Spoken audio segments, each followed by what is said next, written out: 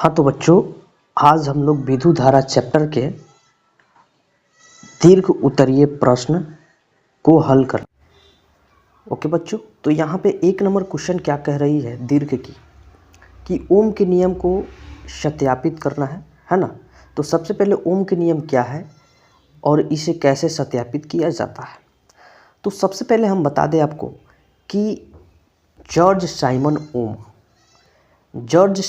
ओम मतलब ये आपका टाइटल हो गया और जॉर्ज साइमन उनका नाम था। जैसे रोहित शर्मा, मान लो रोहित शर्मा, तो रोहित तो नाम हो गया और शर्मा उनका क्या हो गया, टाइटल। तो उसी प्रकार जॉर्ज साइमन तो नाम हो गया और ओम जो है इनका जो है ना टाइटल हो गया। ओके बच्चों, तो इन्होंने एक जो है ना नियम को प्रतिपादित किया। उस नियम को हम लोग देखते हैं, V बराबर आई आर या फिर I बराबर V/R, ये देखने को हम लोग को मिलता है अक्सर। तो यही तो ओम के नियम है बच्चों, यही तो ओम के नियम है जिनमें क्या कहता है, जिनमें कहता है कि किसी चालक में जो है ना ताप में परिवर्तन न हो। बात समझ रहे हो। ओम का नियम क्या कहता है कि किसी चालक में, मान लो ये चालक है, उस चालक में अगर ताप का परिवर्तन न हो तो उसमें जो प्रवाहित धारा होता है यानी I होता है, प्रवाहित विद्युत धारा यानी I, उसके सिरों के बीच के आरोपित के विभवांतर के समानुपाती होता है। उसके बीच यानी यहाँ से लेके यहाँ तक के विभवांतर के क्या होता है बच्चों, समानुपाती होता है। क्या होता है, समानुपाती होता है। यानी I बढ़ेगा तो V भी बढ़ेगा, I घटेगा तो V भी क्या होगा आपका, घटेगा। I बढ़ी तो V भी बढ़ी, I घटी तो V भी घटी। अब देखो, अब यहाँ पे हम लोग को तो ये बात मालूम चल गई। अब चलो हम लोग इसको सत्यापित करते हैं। क्या करते हैं, सत्यापित करते हैं। ओके बच्चों, तो चलो हम लोग ओम का नियम को सत्यापित करने के लिए सबसे पहले एक चीज़ देखेंगे कि एक जो है ना हम लोग आरेख बना लेते हैं, चित्र बना लेते हैं। उस चित्र के माध्यम से हम लोग समझेंगे। ओके बच्चों, तो चित्र कैसे बनाते हैं सबसे पहले इसको देखते हैं। चलो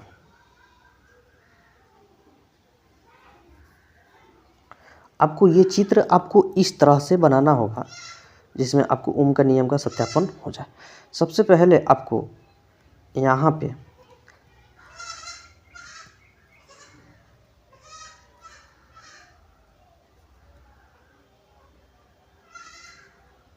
चलिए, अब एक बात देखो, यहाँ पे आपको एमीटर को ऐड कर देना है। ओके बच्चों, अब देखो ये आपका सेल है। ओके, प्लस माइनस सेल है, ये आपका प्लस हो जाएगा, ये माइनस हो जाएगा, इसमें कोई दिक्कत नहीं है। और ये आपका इधर प्लस इधर माइनस हो जाएगा। ओके बच्चों, चलो अब यहाँ पे देखते हैं। अब यहाँ पे हमको एक वोल्ट भी तो लगाना होगा ना। चलो वोल्ट को हम लोग लगा दिए। ओके, इसको माइनस करो, इधर प्लस करो। अब धारा प्रवाहित होगा तो इस साइड से होगा, मतलब इस तरह से होगा, ऐसे होते हुए आपका ऐसे जाएगा ना। चलो ऐसे होते हुए आपका धारा जाएगी। ओके बच्चों, यहाँ पे एक चीज़ देखो, आप यहाँ पे देखोगे को ये चीज़ें जो है ना थोड़ा यहाँ पे ऐड कर लो। तो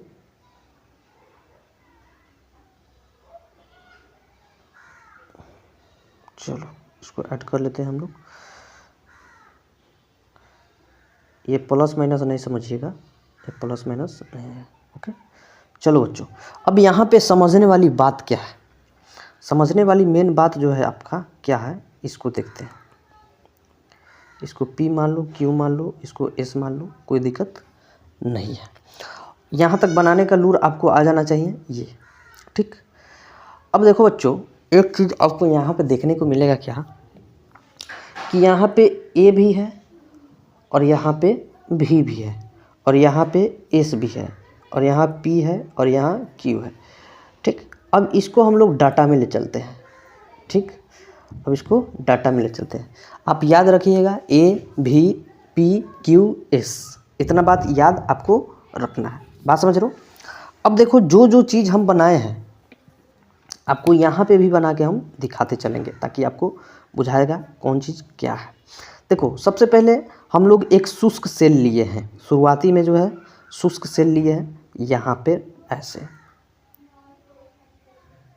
चलो शुष्क सेल लिए, बात समझ रहे हो? उसमें जो है ना एक एमीटर और साथ में एक वोल्टमीटर को किया ऐड किया और एक एस नाम का जो है ना स्विच को भी ऐड किया था हम लोग, स्विच को भी ऐड किया था। और बीच में हम लोग यहाँ पे गए हैं तो एक चीज़ यहाँ पे हम यहाँ पे ऐड किए हैं, ऐसे ऐसे करके किए हैं। तो ये बच्चों एक नाइक्रोम का तार था। क्या था? नाइक्रोम का तार था जिसका नाम था पी और क्यू। नाइक्रोम का तार था, उसका नाम क्या था बच्चों? पी और क्यू। ये वाला नाइक्रोम का आपका तार था, उसका नाम क्या था बच्चों? P Q. ओके, आगे देखिए। उसके बाद जो है ना इस नाम का तो हमको ये स्विच हो गया है ना। अब देखो पी क्यू एक नाइक्रोम का तार था, बस इसके द्वारा जो है ना हम लोग अब संयोजित करेंगे। तो देखो एस को जब बंद करेंगे ना तो उसमें जो है ना आई, जो विद्युत धारा आई है और आपका ए मीटर ए है और विभवांतर आपका ये भी है। विभवांतर क्या था बच्चों? विभवांतर आपका भी है, से माप कर नोट कर लेंगे। अब उस स्थान पर एक शुष्क सेल लगाकर पुनः परिपथ में क्या करेंगे बच्चों? विद्युत धारा आई और ए के स्थान पर क्या करेंगे? दो शुष्क सेल लगाकर पुनः परिपथ के बाद विद्युत धारा विभवांतर को माप कर नोट कर लेंगे। कहने का मतलब है कि इसमें भी एक सेल लगा के पहले नाप लेंगे कि कितना वोल्टेज कैसे क्या हो रहा है, फिर दो सेल लगा के नाप लेंगे कि कितना जो है माप लेंगे कि कितना जो है ना आपका धारा और विभवांतर हो रहा है। उसके बाद जो है ना इसी तरह 4-5 सेल लगा लेंगे और पता करते चलेंगे। ओके, इतना कर लेंगे और प्रत्येक बार हम देखेंगे कि वह जो है ना V बाई आई कशी V बाई आई, प्रत्येक बार देखेंगे कि V बाई आई का मान जो है ना समान आता रहेगा। V बाई आई का मान जो है ना अनुपात में समान आता रहेगा। इस प्रकार हम अगर विभवांतर को x अक्ष, विभवांतर को क्या करेंगे? x अक्ष, बात समझ रहे हो? और उसके बाद विभवांतर को x अक्ष और उसके बाद करते हैं क्या? I को यानी धारा को y अक्ष मान लेते हैं। y यानी धारा को, एक मिनट सॉरी, इसको जो है ना y अक्ष मान लेते हैं, इधर मानते हैं, यहाँ पे हम लोग करते हैं।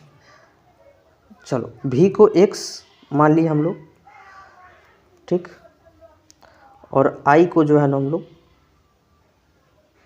y मान लिए। कोई दिक्कत नहीं होना चाहिए। अब देखो, अब यहाँ पे हम लोग एक ग्राफ खींचेंगे तो हम सरल रेखा में प्राप्त करेंगे। तो देखेंगे हम लोग यहाँ पे, मान लो कि हम, अगर आप लोग मान रख के चेंज करिएगा ना, देखिएगा तो आपको देखिएगा ऐसे जो है ना एक आरेख बनता हुआ देखने को मिलेगा। आपको ऐसे आरेख देखने को आपको मिलेगा, ऐसे ऐसे, ठीक है बच्चों? यहाँ पे आपको आरेख देखने को मिलेगा ना। चलो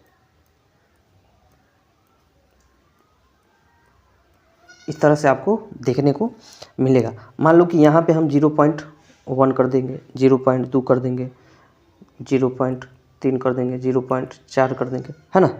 उसके बाद यहाँ पे हम 0.2 कर देंगे, 0.3 कर देंगे, मान लो कि 0.6 कर देंगे, यहाँ पे आपका 8 कर दें, चाहे 1.0 कर दें, कोई भी हो सकता है। लेकिन इसका मान देखना, ये चीज़ें आपको नोटिस करना होगा। इसको अगर पूरा फुली देखना है ना बढ़िया से सत्यापित करके, तो देखना एक लिंक होगा डिस्क्रिप्शन में, उसको जाकर देख लेना। उस पर जो है ना बोर्ड पे हम समझाएं, इस पे जो है ना हम थोड़ा शॉर्टकट में खींच रहे हैं। ओके बच्चों, चलो मान रख के हम नहीं बता रहे हैं। ओके चलो, तो हम बार बार देखेंगे कि आपका जो है ना, बार बार हम देखेंगे कि जो V/I का अनुपात है लगभग क्या आएगा, समान आएगा।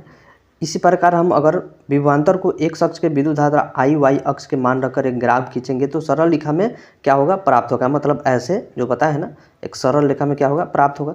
तो इसे सिद्ध होता है कि विद्युत धारा I और विभवांतर भी समानुपाती है। विद्युत धारा I और विभवांतर क्या है बच्चों, समानुपाती है। समानुपाती कहने का मतलब, समानुपाती कहने का मतलब क्या, मतलब कि अगर I बढ़ रहा है तो V भी बढ़ रहा है, I रुका हुआ है तो V भी रुका हुआ है। बात समझ रहे हो, I घट रहा है तो V भी घट रहा है। ठीक है, तो इस प्रकार जो है ना ओम का नियम सत्यापित होता है।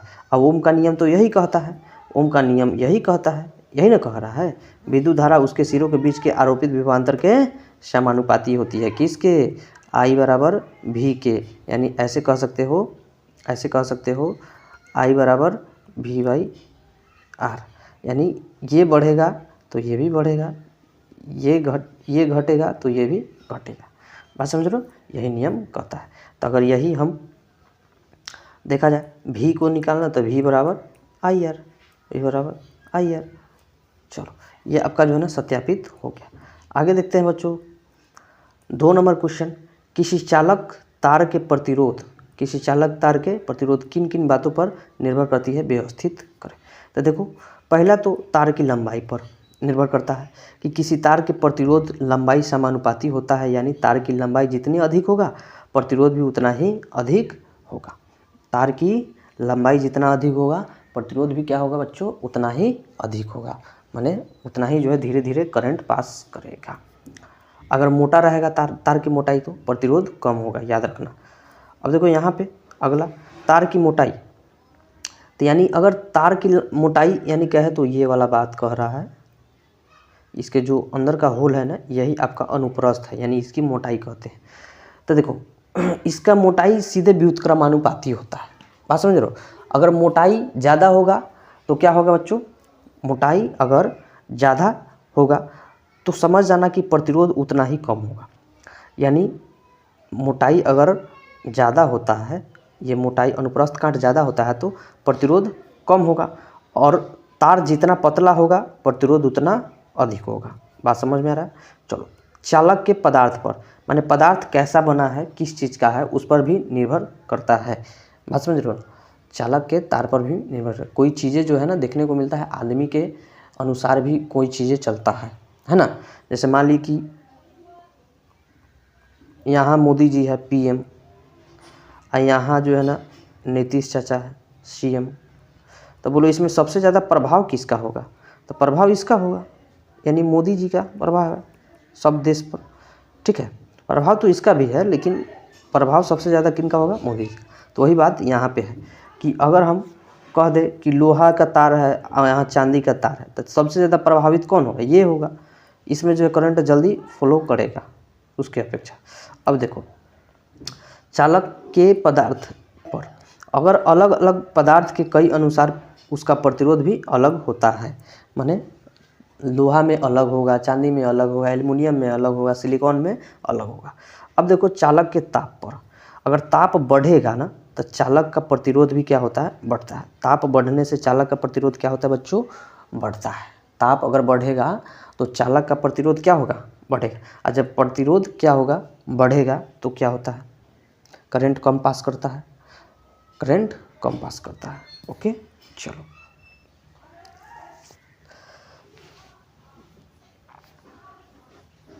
चलिए आगे देखते हैं। श्रेणी क्रम में संयोजित प्रतिरोधों को एवं समांतर क्रम में संयोजित प्रतिरोधकों को समतुल्य प्रतिरोध के व्यंजक प्राप्त करें। बच्चों इसका जो है ना हम लिंक में डिस्क्रिप्शन में लिंक दे देंगे, उसको बोर्ड पे हम बढ़िया से सत्यापन किए हैं, उसको आप देख लीजिएगा। ओके, यहाँ पे बाबू लोग नहीं हो पाएगा, हमको पता है। ओके चलो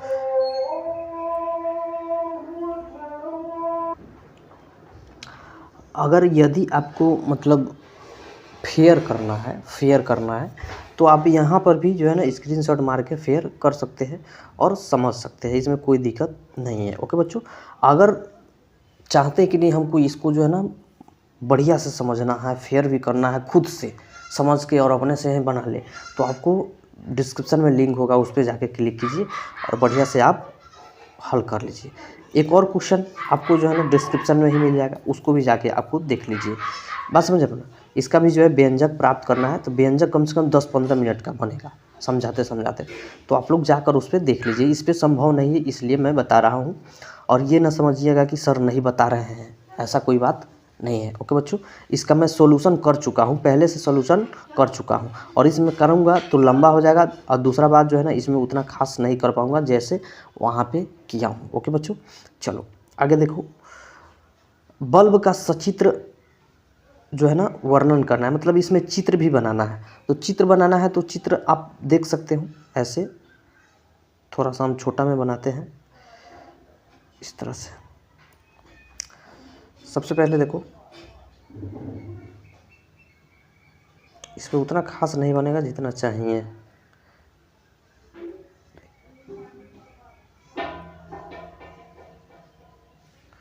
चलो मान लो ये आपका कांच का है, कांच।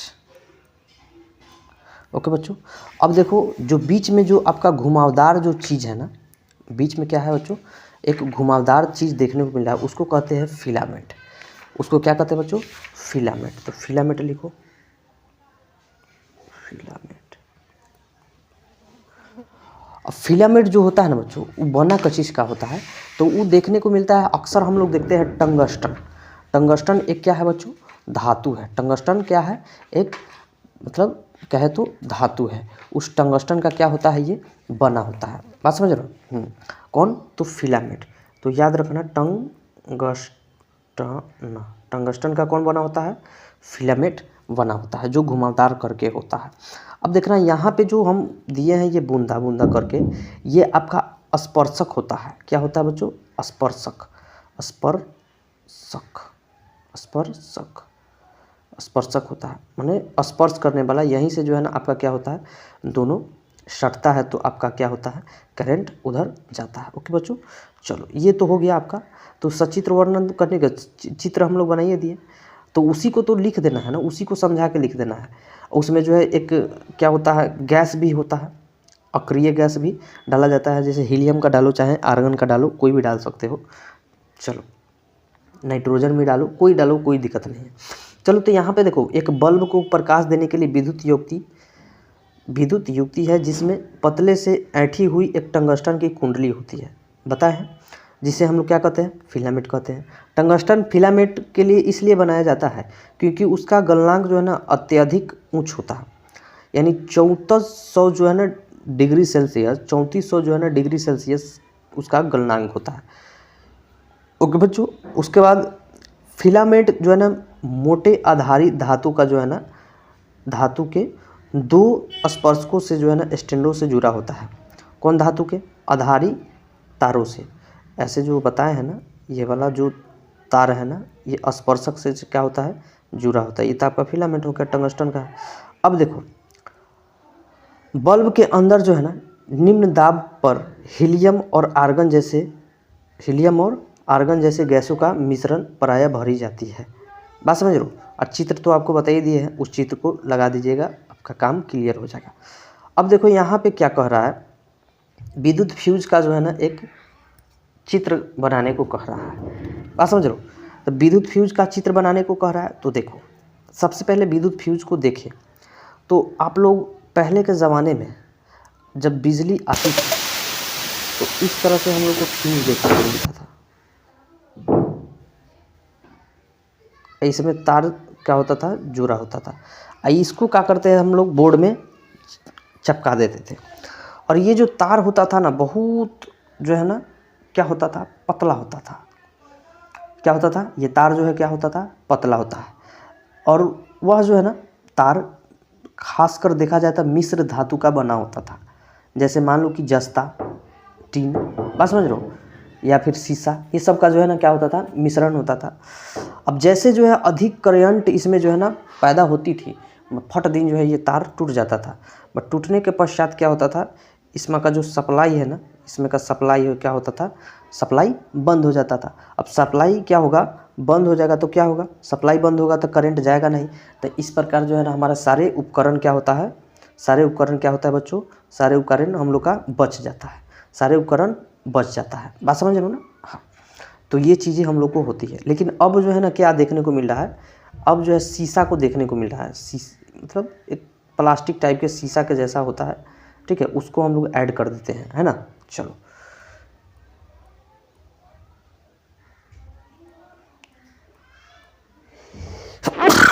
सॉरी चलिए, तो मैंने शीशा का जो होता है ना उसको देखते हैं कैसे होता है।